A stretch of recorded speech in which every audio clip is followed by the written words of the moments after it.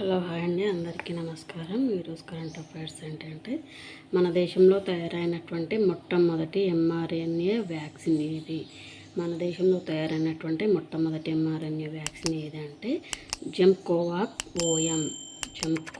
OM అనేది మన దేశంలో తయారైనటువంటి మొట్టమొదటి ఎంఆర్ఎన్ఏ. నెక్స్ట్ వన్, 2023 సంవత్సరంలో ప్రపంచంలో జీవించడానికి అత్యంత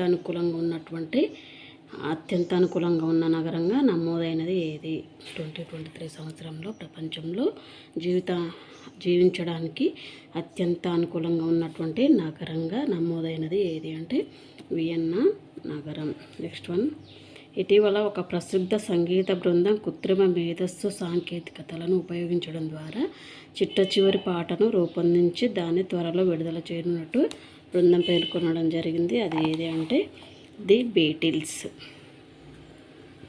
నెక్స్ట్ వన్ వచ్చేసి టాప్ 10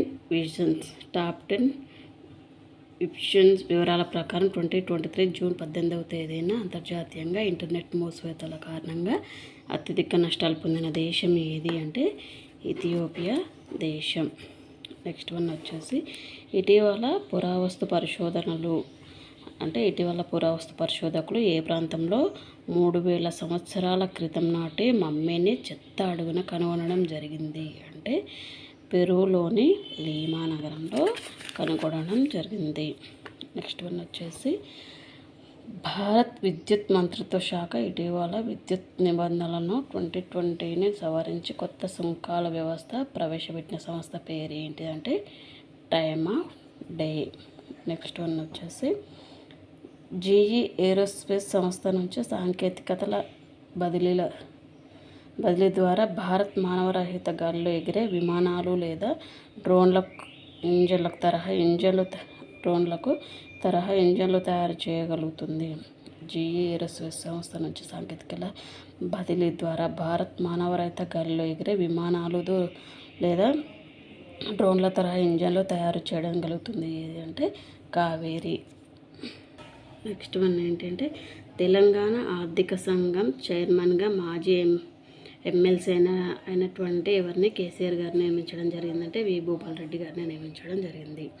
ప్రపంచ ఆర్థిక వేదిక రూపొందించి జూన్ 28న విడుదల చేసినటువంటి ఇంధన రూపాంతర సూచిలో భారత్ ర్యాంక్ ఎంత అంటే 67వ ర్యాంకు.